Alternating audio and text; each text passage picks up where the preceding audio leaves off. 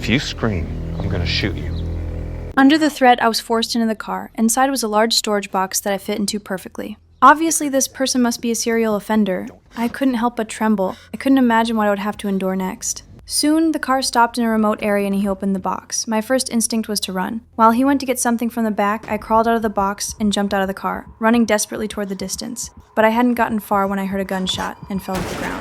Clearly, this wasn't a good choice, but I didn't actually do this, it was just my imagination. At that moment, the man came back. He first handcuffed my hands, then put a belt around my head and finally tied my legs with rope. With so many tools, he was definitely a pervert. Meanwhile, my mother noticed I was missing and hurriedly called the police. But who would have known that the police refused to help, saying I hadn't been missing for 24 hours yet? Little did they know I had already been taken to the pervert's house. He pulled out a notebook and started recording my personal information. Fortunately, I was on my period, which saved me from something worse. After that, I proactively chatted with him, asking about his life experiences. The only purpose of doing this was to look for a chance to escape. I constantly observed my surroundings, desperately searching for tools that could help me get away. Soon I got my chance to escape. When he went to sleep that night, he locked me to the headboard to prevent me from running away, thinking this would keep me from escaping, but who would have known that the next morning, the pervert overslept. When I realized this, I decisively chose to escape. However, my hands and feet were locked with restraints that I couldn't break free from. I tried biting at them, but that method didn't work. Finally staying calm, I discovered that the lock clasp could be unscrewed, so I gently manipulated it with my fingers and quickly unscrewed the clasp.